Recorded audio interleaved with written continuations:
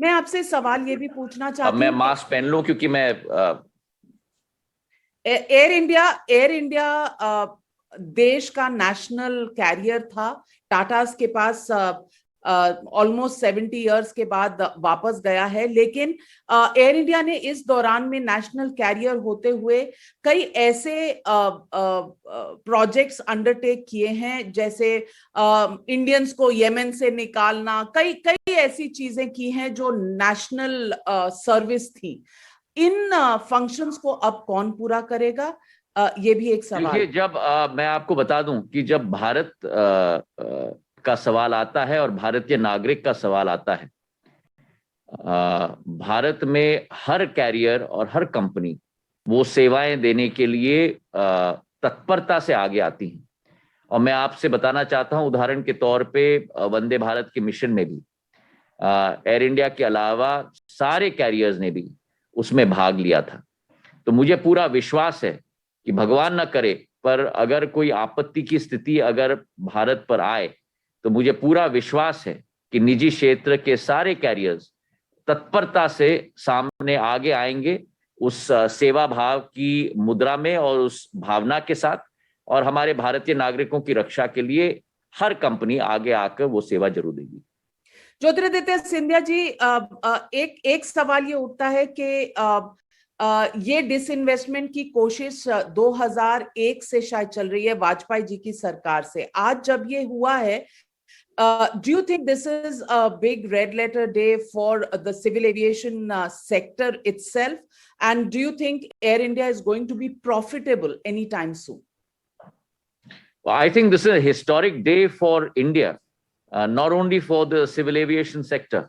I think you have seen the culmination of as you mentioned, Navika, a long awaited transaction, a transaction that was weighing on not only government of India, but on weighing on 130 crore people. Because as I mentioned to you, 7,500 crores of taxpayers' money every year for the last 14 years was being used to fund what you and I deemed as a national carrier.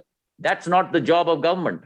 The job of government is to provide services and opportunities to the people. And this was money much better spent in other social sectors or in infrastructure, which is going to happen now. And on the flip side, and this is why I say it's a win-win situation for everyone concerned. On the flip side, I am very confident that Air India, under the stewardship of the Tatas, will once again reclaim the skies that it always commanded. Mister Jyotiraditya Scindia, आजकल आप देखे जा रहे हैं दो जगह, यहाँ मंच पर जहां एयर इंडिया की हैंडिंग ओवर हो चुकी है टाटास को, और एक और मंच पर जहां चुनाव का माहौल है और हर नेता के लिए, और आप भी लोकसभा के चुनाव और चुनाव की सरगर्मियों को बहुत अच्छी तरह पहचानते हैं। हाल ही में आपने अपने पुराने साथी को वेलकम किया बीजेपी में, कांग्रेस से बीजेपी में। आपके साथी वहां से आ रहे हैं और उन्होंने भी कहा कि कांग्रेस अब वो नहीं रही जो पहले थी। मैं आपसे पूछना चाहती हूं कि ये अपने दोस्तों को वहां से यहाँ आमंत्रित करने में आपको कैसा महसूस होता? देखिए, मैं आपके द्वारा आरपीएन सिंह जी को बधाई देना चाहता हूं और उनका स्वागत करना चाहता हूं भारतीय जनता पार्टी में। प्रधानमंत्री नरेंद्र मोदी जी के नेतृत्व में, हमारे राष्ट्रीय अध्यक्ष जेपी नड्डा जी के नेतृत्व में, हमारे गृह मंत्री अमित शाह जी के नेतृत्व में जो हमारी पार्टी की सोच और विचारधारा है, और वो है प्रगति, प्रगति और प्रगति, लोगों का उत्थान और अंत्योदय। इस अभियान में आज आरपीएन सिंह जी भी जुटे हैं। मैं उनका स्वागत करता हूं।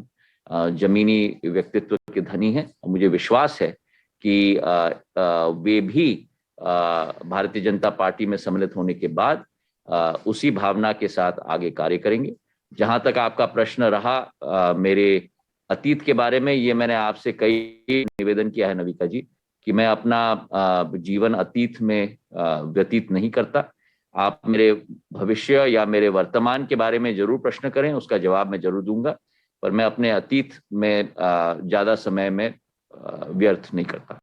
अतीत तो अब आपका वर्तमान होता चला जा रहा है। आपके साथी अतीत के वर्तमान में आपके साथ आ रहे हैं। तो ये प्रश्न जो मैंने आपसे पूछा ये सिर्फ निर्णय, आपके नविका अतीत जी, के बारे में नहीं था। ये निर्णय एक एक व्यक्ति का होता है, और जो व्यक्ति का निर्णय हो उसे स्वीकार करना, चाहे आप उससे सहमत हो या असहमत हो। मैं नहीं मानता कि हर चीज पर टिप्पणी करना जिंदगी में सदैव उपयुक्त है। जो भी निर्णय हो उसे मानना, उसका सम्मान करना और अपना रास्ता अपने आप तय करना, ये हमारे जीवन की आधारशिला होनी चाहिए। मैं आपसे पूछना चाहती हूँ कि बीजेपी उत्तर प्रदेश के चुनाव पर जाति पर ज्यादा जोर दे रही है या काबिलियत पर? देखिए, मुझे पूरा विश्वास है कि प्रधानमंत्री नरेंद्र मोदी जी के नेतृत्व में, हमारे मुख्यमंत्री योगी आदित्यनाथ जी के नेतृत्व में, ये डबल इंजन की सरकार ने जो विकास और प्रगति की लंबी लकीर खींची है उत्तर प्रदेश में, मुझे पूरा विश्वास है कि आने वाले चंद दिनों में उत्तर प्रदेश की जनता अपना आशीर्वाद दोबारा भारतीय जनता पार्टी को देगी और ये डबल इंजन की सरकार उत्तर प्रदेश को नई ऊंचाई में ले जाने के लिए दोबारा संकल्पित होगी। आपका बहुत बहुत धन्यवाद। आपकी तरफ एक सवाल आपको जाने से पहले पूछना चाहती हूँ कि आपने कहा वर्तमान की बात करिए, मैं वर्तमान की बात कर रही हूँ, और आपसे पूछना चाहती हूँ कि देश में जिस तरह सत्ता पक्ष जरूरी होता है, विपक्ष भी जरूरी होता है। इस वक्त विपक्ष की स्थिति देखकर आपके दिल में क्या आता है? आप इस देश का भविष्य कैसे देखते हैं? क्या सिर्फ सत्ता पक्ष के स्ट्रांग होने से देश चल सकता है या विपक्ष का भी मजबूत होना बहुत जरूरी है?